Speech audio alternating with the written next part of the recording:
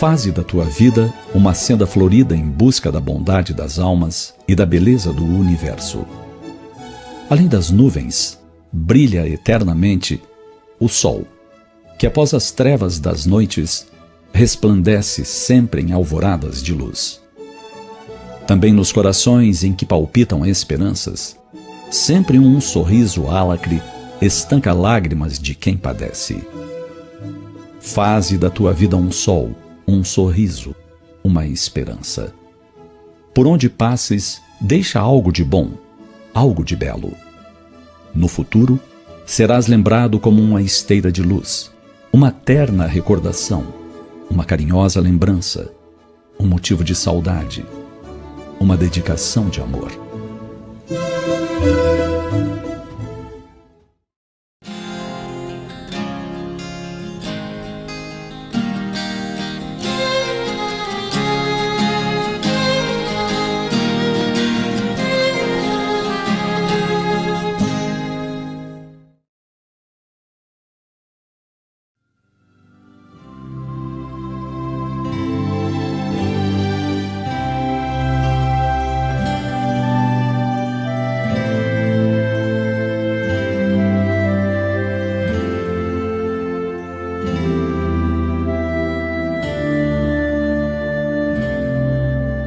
Soltei minha voz em resposta ao teu chamado, que ressoou dentro de mim como o cantar da sereia que prende e encanta. O vento sôfrego despenteou as folhas e o sol ousado bronzeou a terra, enquanto a chuva tímida retirou-se para lugares distantes. Em mim também teu canto afastou as folhas das paixões absorventes em que eu me consumia, e o calor do sol bronzeou a palidez da minha covardia. Afastaste de mim o teu cântico, a chuva de lágrimas que inundava a minha vida. Assim soltei meu canto em resposta ao teu, que me chamava no mantra do amor e alegria. Nosso encontro foi a suave melodia do amor consentido, porque eu te amo e sou por ti amado. E porque tu me amas e eu me plenifico pelo teu amor, faremos juntos o mais belo dos cânticos, o canto da fraternidade. Respondi à tua voz e ao teu chamado, tu ouviste, porém, os meus lamentos. Agora estamos juntos, instrumento e melodia, compositor e cantor, numa canção do tempo presente. Plange minhas cordas, e eu só para ti cantarei.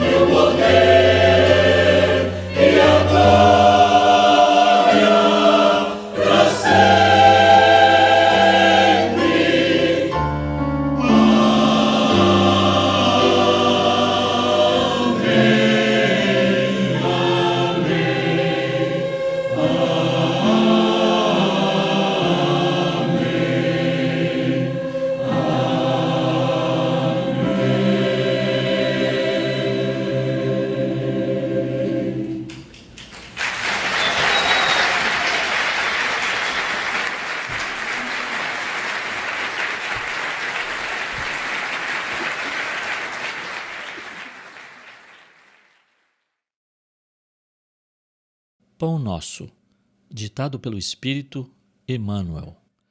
Psicografia de Francisco Cândido Xavier.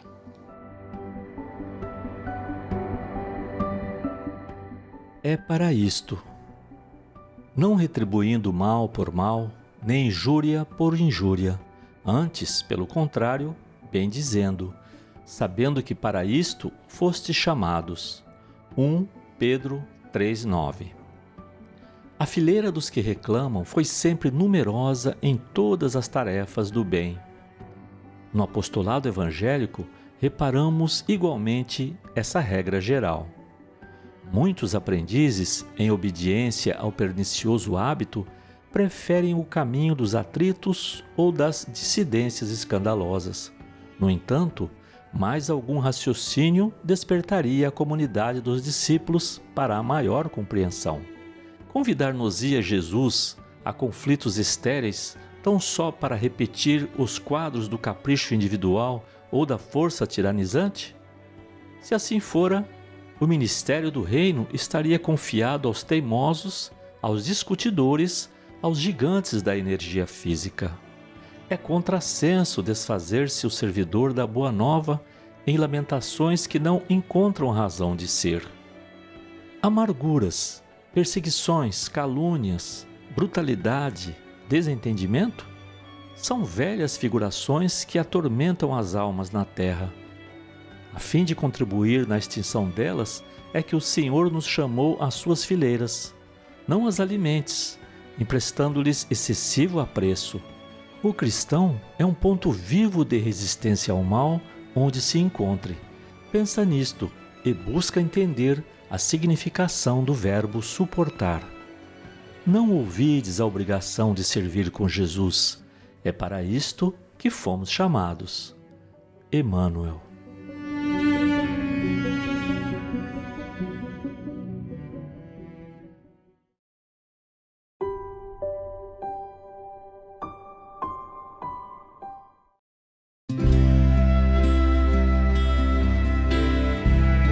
Deus, nosso Pai, que sois todo poder e bondade, dai força àquele que passa pela provação, dai luz àquele que procura a verdade. Ponde no coração do homem a compaixão e a caridade. Deus, dai ao viajor a estrela guia, ao aflito a consolação, ao doente o repouso. Pai, dai ao culpado o arrependimento, ao espírito a verdade, à criança o guia, ao órfão o Pai. Senhor, que a vossa bondade se estenda sobre tudo que criastes. Piedade, Senhor, para aqueles que não vos conhecem, esperança para aqueles que sofrem. Que a vossa bondade permita aos espíritos consoladores derramarem por toda parte a paz, a esperança e a fé. Deus, um raio, uma faísca do vosso amor pode abrasar a terra. Deixai-nos beber nas fontes da vossa bondade fecunda e infinita, e todas as lágrimas secarão, todas as dores se acalmarão. Um só coração, um só pensamento subirá até vós, como um grito de reconhecimento e de amor. Como Moisés sobre a montanha, nós vos esperamos de braços abertos. Ó bondade, ó beleza, ó perfeição, e queremos de alguma sorte alcançar a vossa misericórdia. Deus, dai-nos força de ajudar o progresso, a fim de subirmos até vós. Dai-nos a caridade pura, dai-nos a fé e a razão. Dai-nos a simplicidade, que fará de nossas almas o espelho, onde se refletirá a vossa divina imagem.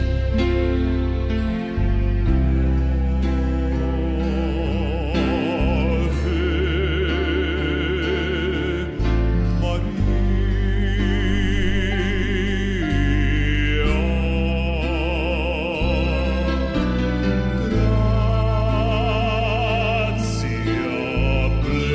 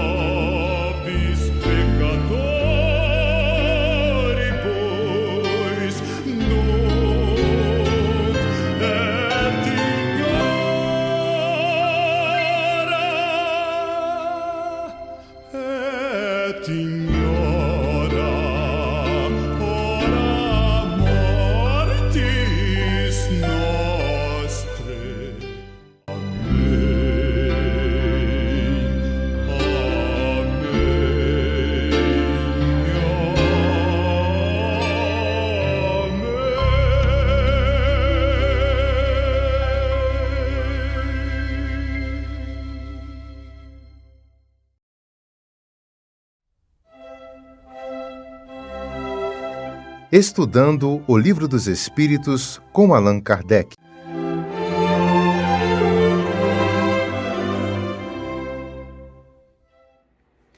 Olá, sejam bem-vindos, meu nome é Tiago. Hoje nós vamos tratar da questão de O Livro dos Espíritos, de número 224, que está em sua parte segunda do Mundo Espírita, o Mundo dos Espíritos, em seu capítulo 6º da Vida Espírita, Espíritos Errantes. A pergunta é: que é alma no intervalo das encarnações? Espírito errante que aspira novo destino, que espera. Se falou espírito errante ou erraticidade, é porque está entre uma encarnação e outra. Ele é errante, está em erraticidade, veio aqui, não fez tudo certo, tem que reencarnar de novo. É simples, é desse jeito. E é isso. Questão A: quanto podem durar esses intervalos? A resposta é a seguinte: desde algumas horas até alguns milhares de séculos. Propriamente falando, não há extremo limite estabelecido para o estado de erraticidade, que pode prolongar-se muitíssimo, mas que nunca é perpétuo. Cedo ou tarde, o espírito terá que volver a uma existência apropriada a purificá-lo das máculas de suas existências precedentes. Então vamos lá. O que os espíritos disseram a Kardec aqui é que não tem como eu desencarnar e ficar só no plano espiritual. Vim aqui, errei, falou: não quero voltar não quero saber disso. Falou: tem jeito? Não. Com certeza. Não vamos ficar lá por muito tempo. A gente vai ficar lá de forma perpétua, não. Não vamos ficar lá para sempre, não. Enquanto tivermos na erraticidade, nós temos que reencarnar. Não temos outra opção. É reencarnar para poder evoluir espiritualmente. A gente tem que passar tudo isso aqui nesse mundo. Temos que passar situações difíceis, temos que passar momentos dos quais nós somos frustrados, somos talvez agredidos, entendeu? Somos às vezes enganados, podemos levar um golpe, alguma coisa. A gente precisa de passar por isso. Uma certa vez, Chico falou para um dos integrantes lá, ele era um contador de contabilidade, né? Ele chegou lá muito triste, né? E ele comentou assim, o Chico perguntou: fulano, por que você está tão triste hoje? Aí ele respondeu para Chico: não, Chico, é porque entrou um ladrão lá no meu escritório, roubou algumas coisas lá. Chico bateu nos ombros dele assim, falou: irmão, é tão bom a gente devolver, né? Por que ele falou isso? Porque em outra encarnação você pode ter tirado de alguém também. Chega uma hora que você vai ter que devolver. Se não é nessa, é em outra. Mas a gente vai ter que devolver. Vai. Pode ter certeza, não escapa não. Então vamos lá. Agora vamos para a questão B. Vamos acelerar aqui um pouco.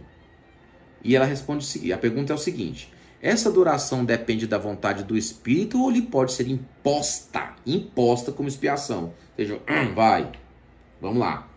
É uma consequência do livre-arbítrio. Amados, nós temos em nossa história da humanidade alguns exemplos de pessoas que estiveram aqui, de espíritos que estiveram aqui, né? Que nós identificamos pelos seus nomes, né?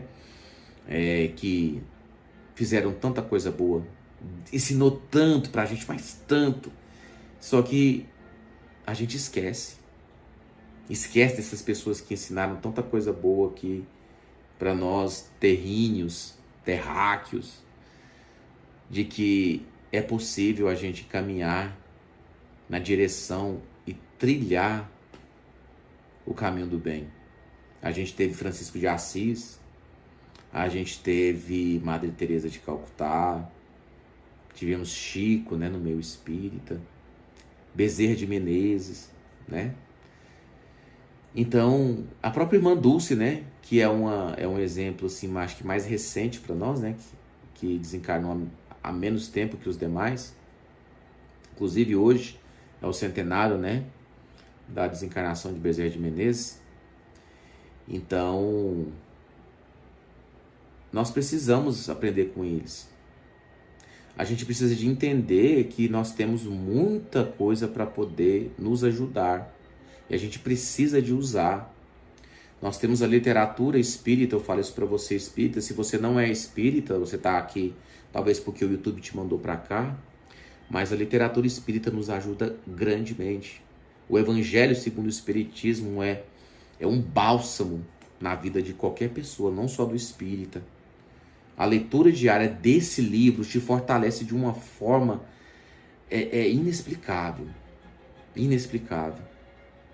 É um livro que te mostra tanta coisa da qual você pode fazer. Ele te mostra como caminhar na direção do bem, como você trilhar o bem. Não vai falar tudo, mas só o que você vê naquele capítulo lá do Evangelho segundo o Espiritismo, do que como ser uma pessoa de bem, é uma orientação dos Espíritos, você já consegue mudar a sua vida. Então, quando nós podemos fazer o bem e não o fazemos, a gente está agindo igual Paulo fala, o apóstolo Paulo fala. Ele fala assim, em um dos versículos de suas cartas: o bem que eu quero fazer, esse eu não faço, mas o mal que eu não quero, esse eu faço. Não é sempre fácil fazer o bem, porque a gente está aqui para aprender muita coisa, mas é possível, E Jesus nos ensinou e Ele nos disse: sejam perfeitos igual vosso Pai é. Então, o nosso objetivo é sermos espíritos perfeitos. Nós estamos nesse caminho, almejando a perfeição. E chegar um momento que não vamos mais precisar de reencarnar. É o que termina a questão B. Outros pedem que ela se prolongue a fim de continuar em estudos que só na condição de espírito livre podem efetuar-se com proveito. Tem espíritos que nunca conseguiram realmente serem boas pessoas estando aqui nesse plano. Vieram para cá, não fizeram bem, só emanavam pensamentos ruins, maquinavam mal contra o seu semelhante, maquinavam golpes contra as pessoas, pensavam em guerras. A própria Idade Média, né, foi na época que mais se fizeram armas de tortura. Imagine como era a vibração do planeta nessa época. Era complicado. Mas hoje nós podemos perceber que, né, evoluímos. Não somos ainda um mundo perfeito, mas se pararmos para olhar a história do mundo, a gente evoluiu bastante. Hoje a gente já pode pelo menos andar livre para poder professarmos a nossa fé e não vamos ser queimados em uma fogueira. A gente não vai. Por mais que tem pessoas que falam que no centro espírita não é lugar de algumas pessoas poderem ir, mas a gente não vai ser queimado numa fogueira. Oh, que maravilha! Então, caros amigos, eu espero que nós possamos, de fato, compreender que na mensagem de Jesus temos a real condição de sermos pessoas melhores, porque sejam perfeitos como o vosso Pai é. O Espírito Miramês, ele tem um comentário aqui muito bem encaixado para essa situação. É o seguinte: o Espírito somente se libertará pelo conhecimento da verdade, não só em estudos de inumeráveis teorias, mas quando passar a vivê-las no plantio de cada dia. A demora em reencarnar-se pode ser uma punição pelo mau uso que fez das qualidades espirituais recebidas do Criador. Então, você que está assistindo, dá uma analisada como é que está a sua vida, do que você ganhou. Você está usando certo isso? Você está usando para fazer o bem? Se você é uma pessoa que tem muitas posses, você é uma pessoa rica, né? Vamos falar assim agora para entender melhor. Como é que você está usando o seu dinheiro? Você está ajudando as pessoas? Ou você está só estocando dinheiro para deixar para os seus filhos? Olha o que Jesus te deu. Deus te deu uma condição de ajudar o semelhante. E para fechar essa questão, eu vou deixar para nós aqui uma mensagem o livro Mensagem Minutos de Sabedoria, no capítulo 8, que é a palavra nossa, que é sobre nossos atos. É a seguinte: cada um de nós é responsável por seus atos. Por que vai desanimar pelo que os outros fizeram a você? O que você tem a ver com isso? Siga em frente, ainda que o mundo inteiro esteja contra você. Você há de vencer, mesmo que fique sozinho. Continue sem desânimo, porque você é o único responsável pelos seus atos. Muita paz e que Jesus nos abençoe. Assim seja. Acompanhe agora mais um tema doutrinário do Evangelho de Jesus.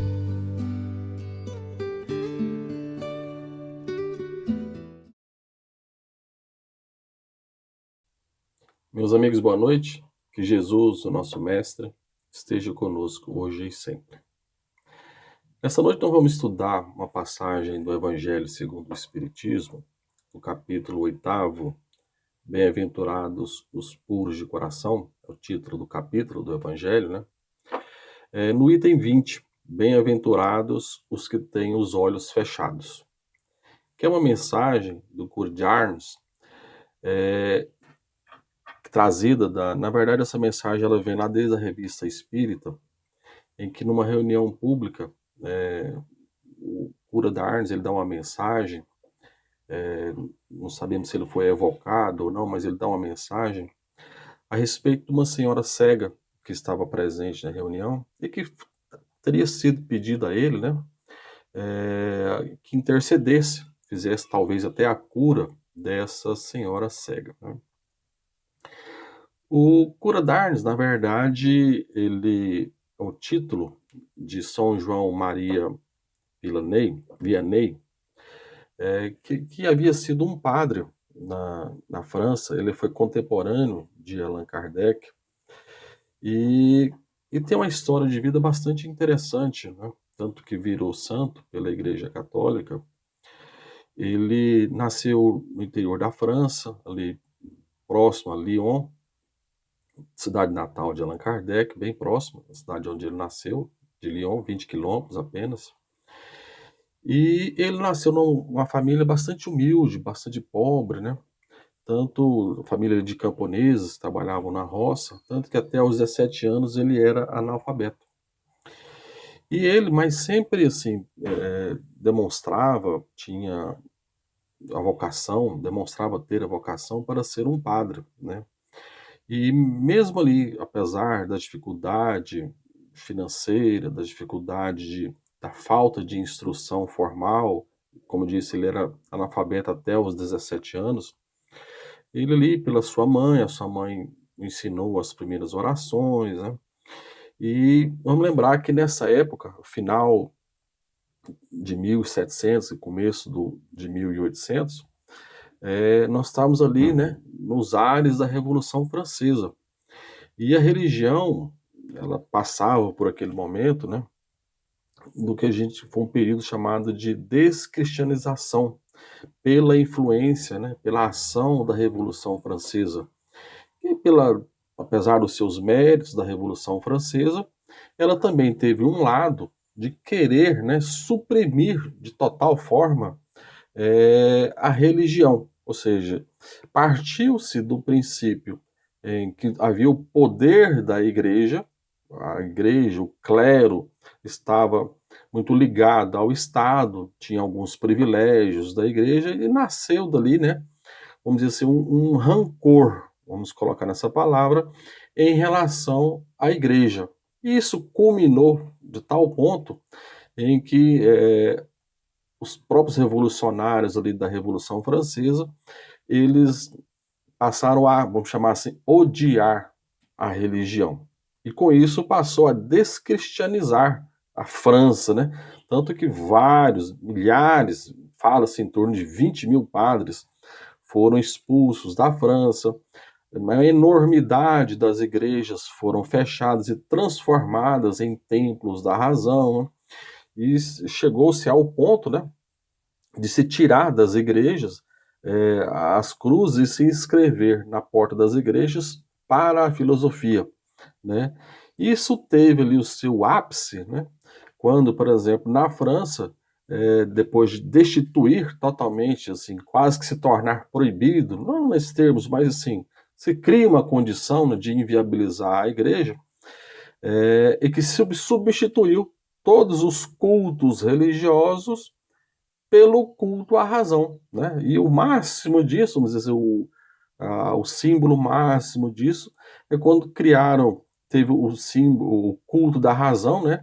E que pegaram uma jovem artista, elegeram como se fosse assim, um símbolo da deusa da razão e fizeram uma procissão por Paris, né? Como sendo a procissão da deusa da razão. Olha, substituir uma religião por outra, em síntese, né? A ponto também de Robespierre criar ali o culto ao ser supremo, ou seja, substituíram o Deus, né, o Deus que veio lá do judaísmo, pelo Deus homem, pelo antropocentrismo. Então, esse era o ambiente, né, que se vivia nessa época da transição de 1700 para 1800, o afastamento da religião, né, que se tinha.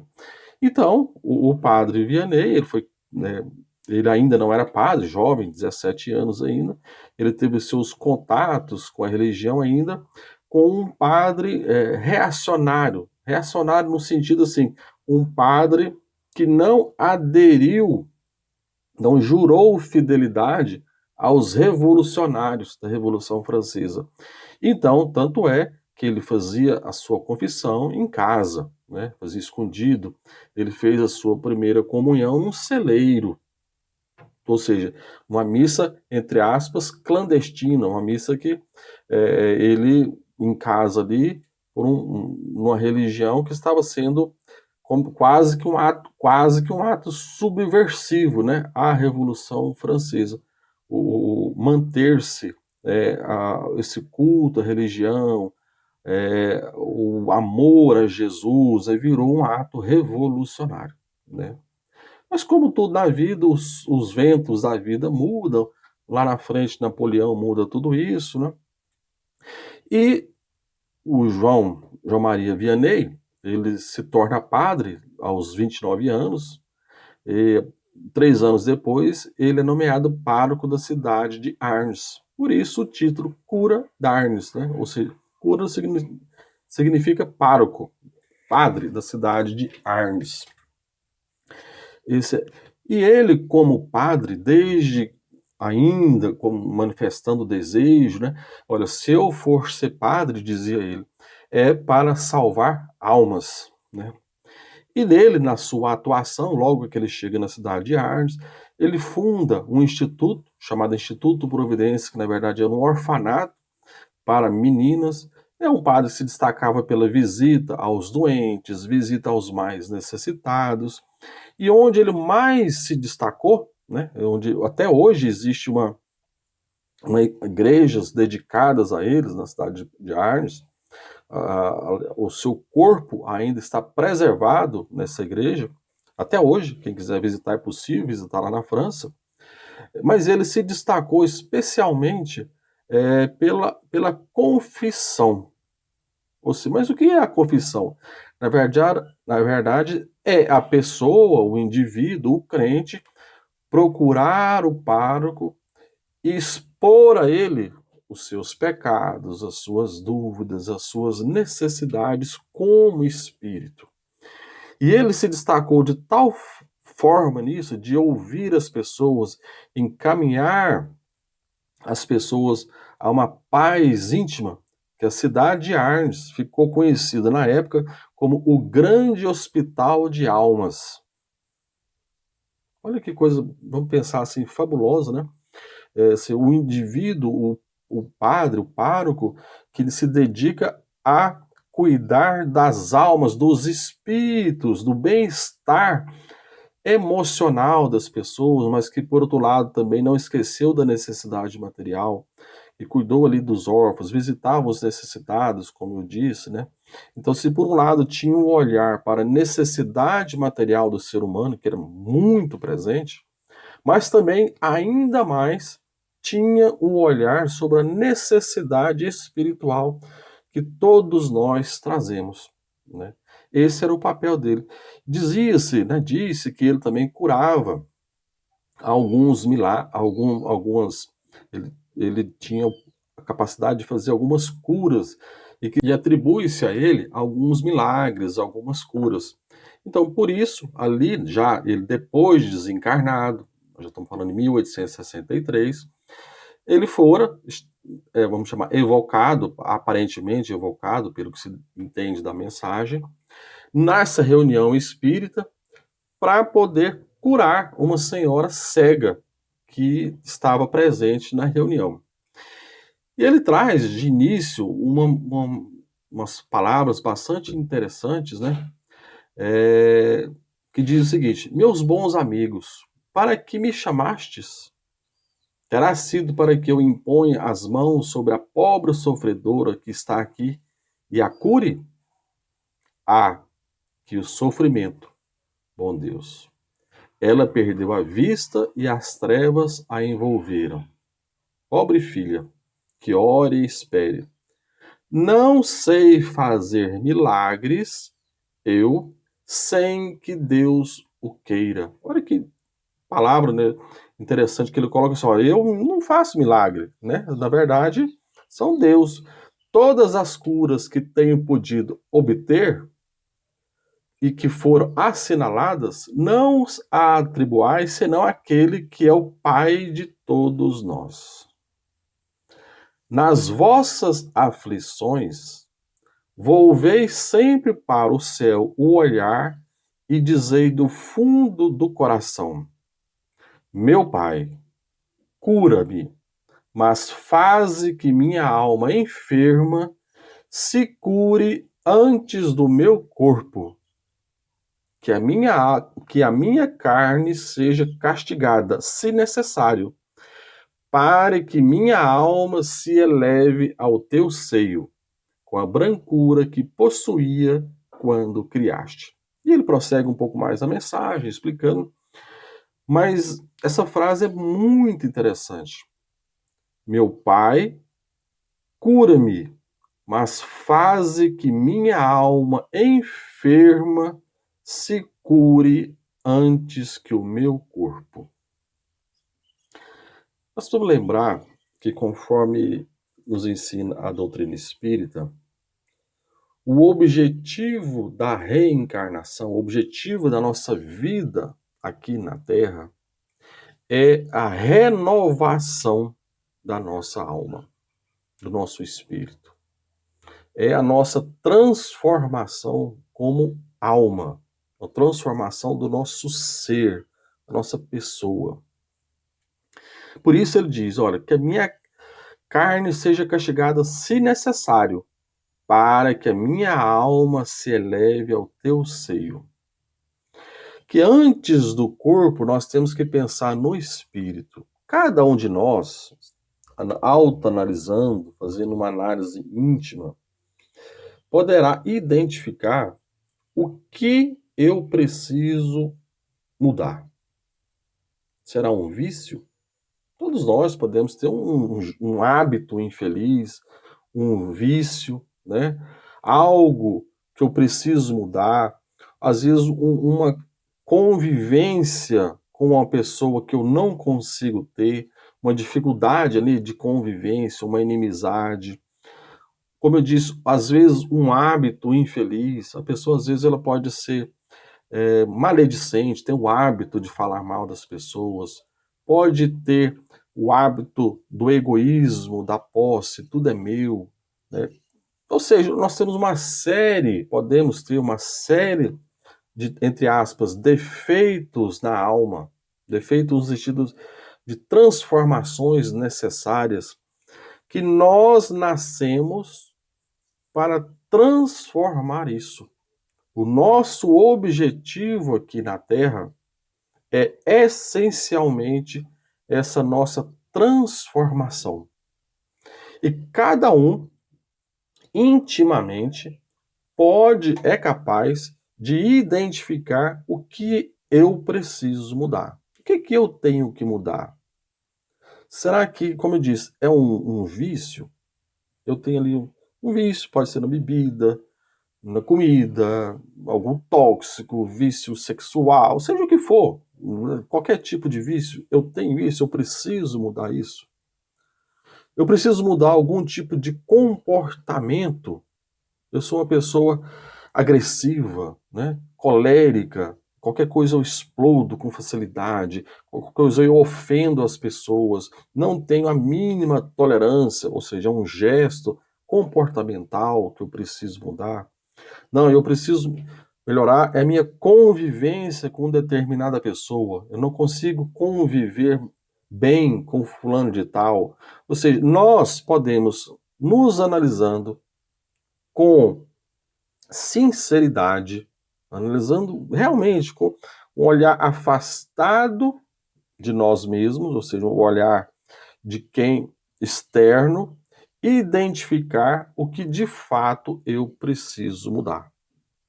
Essa é a nossa transformação e é mais ou menos isso que o Cura da Arte está dizendo, nos colocando, olha, você está procurando curar a cegueira física, mas muitas vezes, né, precisa, na verdade, mudar é a alma, que a nossa alma, se necessário, que o corpo seja castigado, mas que a nossa alma seja transformada. É isso que é o nosso objetivo essencial na transformação de nossa vida. Que nós possamos, então, fazer essa transformação. Existe uma passagem no livro Contos dessa Outra Vida, de Humberto de Campos, que ele conta que Anésio Fraga ele chegou no mundo espiritual como se fosse um lírio, no sentido que ele chegou todo vestido de branco, né? Todo aquele trajeto, parecendo que fosse assim, algo tudo branco na cabeça dele. E ele pretendia, né, desde a vida material, que quando desencarnasse fosse viver nas esferas superiores, viver o clima dos anjos, né, comungar ali a presença do Cristo. Esse era o objetivo dele. Por isso que ele desencarnou e foi todo trajado de branco, tudo assim como uma pessoa pura. E logo na chegada dele, na entrada dele, ele querendo entrar às esferas superiores, a pessoa ali que cuidava da entrada falou, olha, depois de analisar, falou, olha, infelizmente o senhor não vai poder entrar. Aí o Anésio falou, mas como não? Falou, olha, porque analisando aqui o senhor, realmente eu não posso. Aí ele falou, para prevenir isso, bem que eu sabia, eu trouxe uma lista de como eu fui no mundo material, para poder justamente dizer. E foi falando, olha, eu no mundo material respeitei todas as religiões, cultivei o dom da prece, acreditei no poder da caridade, nunca aborreci os meus semelhantes, confiei sempre no melhor, calei toda palavra ofensiva e desrespeitosa, calculei todos os meus passos, jamais procurei os defeitos do próximo, evitei o contato com as pessoas viciadas, vivi em minha casa preocupado em não ser percalço na estrada alheia. E aí o funcionário ali, o cuidador da entrada, falou, olha, se você tem essas anotações, o mundo espiritual também tem as dele, né? Então você poderia, eu vou pegar aqui a sua ficha, você vai lendo a sua anotação e eu leio a minha. E o Anésio já ficou assim. Começa. Respeitei todas as religiões. E o examinador, mas não serviu a nenhuma. Cultivei o dom da prece, somente a seu próprio favor.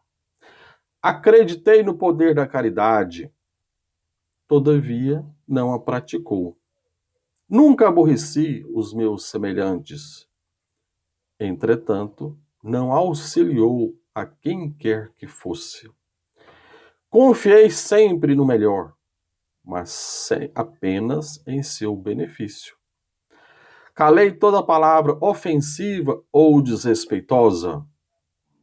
não se lembrou, porém, de falar aquelas que pudessem amparar os necessitados de consolo e esperança. Calculei todos os meus passos para não ser molestado. Jamais procurei os defeitos do próximo. Contudo, não lhe aproveitou os bons exemplos. Evitei o contato com as pessoas viciadas, atendendo ao comodismo. Vivi em minha casa preocupado em não ser percalço na estrada alheia, simplesmente para não ser chamado a tarefas de auxílio. E aí o funcionário falou: meu amigo, não basta fugir ao mal, é preciso fazer o bem. E recomendou a ele que voltasse à terra e que aprendesse, a viver, porque você se movimenta de branco, veste de branco, calça em branco, brilha em branco, mas a sua existência na terra igualmente passou em branco. Então você volta e trabalha, viva. E é isso que essa mensagem, bem-aventurados os que têm os olhos fechados, nos ensinam. Que é preciso a gente aprender, conforme nos ensina a doutrina espírita, que nós somos uma alma necessitada de renovação, de transformação. E que a gente só faz isso através das lutas, através das dores, através do contato com as pessoas que nos cercam, através da doação de nós mesmos, Lá no Livro dos Espíritos, na questão 893, Kardec vai perguntar qual a mais meritória de todas as virtudes. E os Espíritos vão responder: olha, toda virtude tem seu mérito próprio, porque todas indicam um progresso na senda do bem. A virtude, sempre que há resistência voluntária ao arrastamento dos maus pendores. A sublimidade da virtude, porém, eles explicam, está no sacrifício do interesse pessoal pelo bem do próximo sem pensamento oculto. A mais meritória é a que se assenta na mais desinteressada caridade. Ou seja, fazer o bem pelo bem, unicamente por isso, sem esperar qualquer tipo de retorno, recompensa, esperar nada de volta, Nesse mesmo capítulo lá do Evangelho segundo o Espiritismo, bem-aventurados os que têm puro coração, ele vai falar que a pureza do coração ela é inseparável da simplicidade e da humildade. Porque simplicidade e humildade são virtudes que colocam a pessoa a serviço da outra. É onde eu me esqueço, eu deixo de lado a minha necessidade para servir o próximo, E explica também que naquela pessoa que nem sequer se concebe, se pensa, se imagina a ideia do mal, ou seja, o mal nem passa pela cabeça dela. O interesse pessoal, o orgulho, a vaidade, o detratar a outra pessoa, qualquer tipo de prejudicar alguém, quando isso nem passa na minha cabeça, já tem um progresso realizado. Eu já me transformei. Mas aquela pessoa que às vezes a ideia ocorre, ou seja, eu estou aqui, alguém faz alguma coisa, me vem a ideia de falar, de fazer algo de ruim àquela pessoa, Quando, às vezes, um pensamento indevido ainda chega na minha mente, quando aquela vontade de fazer algo errado, aquele desejo, aquela inspiração de algo errado, ainda chega na minha mente, mas a pessoa repele, vem a ideia, mas a pessoa não a aceita, tem um progresso em andamento, em vias de ser realizado. Ou seja, a pessoa está transformando, está mudando. Mas aquela pessoa, e quando o mal chega, quando As ideias do mal chegam e a pessoa se compraz naquelas ideias, o mal ainda existe na plenitude de suas forças. Ou seja, a pessoa que ainda está longe da transformação. Que nós sejamos, pelo menos, o segundo caso.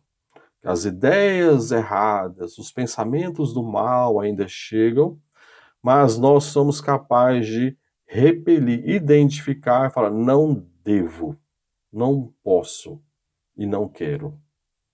E com isso nós somos aquela pessoa no progresso em vias de realização. Nós somos a pessoa em transformação. Esse é o convite do Evangelho, a nossa transformação interior. A doutrina espírita jamais solicitou, pediu santidade de qualquer um de nós. Mas Allan Kardec, com muita propriedade, vai nos colocar no Evangelho segundo o Espiritismo, que se reconhece o verdadeiro espírita pelo esforço da autotransformação. O esforço, a luta, a batalha íntima e interior da pessoa para vencer a si mesma.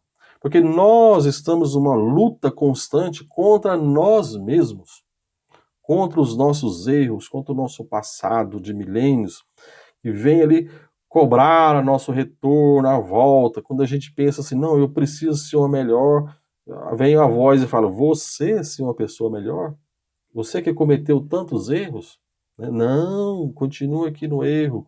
Ou seja, isso está dentro de nós, e nós precisamos vencer essa inércia, vencer essa força que nos segura ao passado. Essa é a motivação que a doutrina espírita nos coloca, da transformação. Lutas como a cegueira transitória, as dores que nós passamos no mundo, as dificuldades que nós passamos são instrumentos de automodificação, de autotransformação. São os meios, o cinzel que vai moldando a escultura de nossas almas. Porque nós somos como ali, aquela grande, a escultura muito famosa, né? O homem se auto-esculpindo. Nós estamos nos mudando a nós mesmos. Esse é o convite que o Evangelho nos chama. Que Jesus, o nosso Mestre, então, nos abençoe hoje e sempre. Muito obrigado.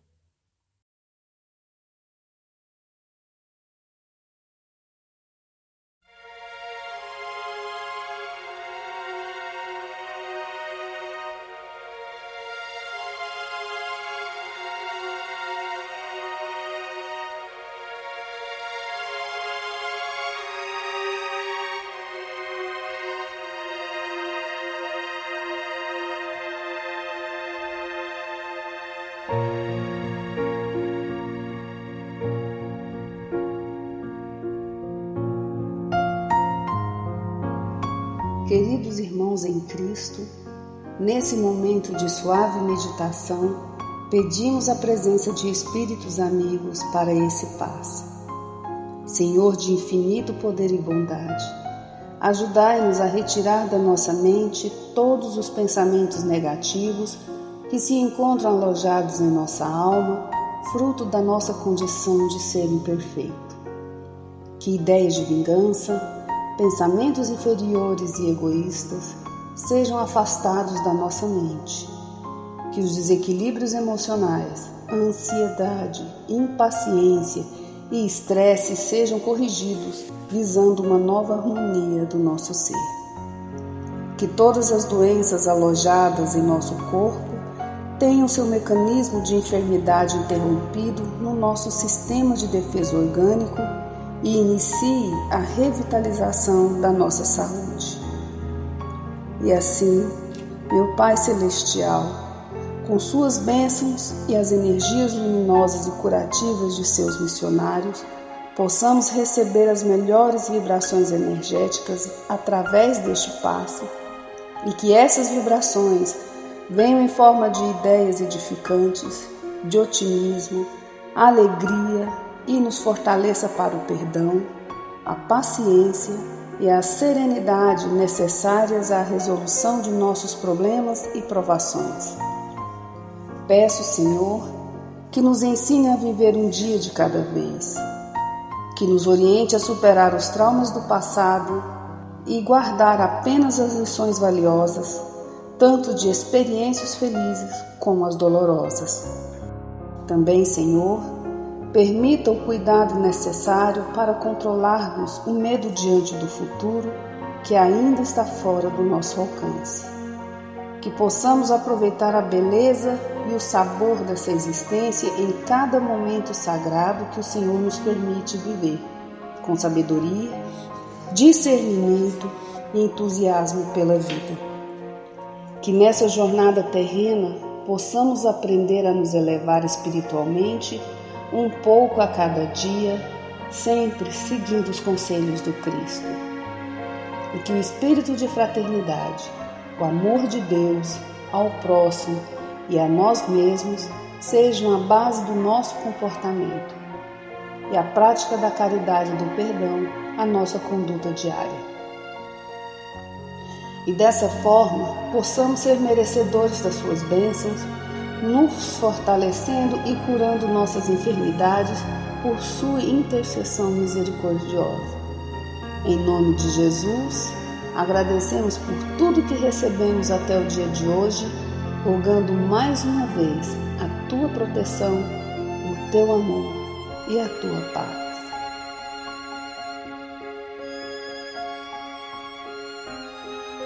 E continuando nessa vibração de amor, nós agradecemos aos bons espíritos que se dignaram de comunicar-se conosco e lhes rogamos que nos ajude a pôr em prática as instruções que nos deram e façam que ao sair daqui, cada um de nós se sinta fortalecido para a prática do bem e do amor ao próximo.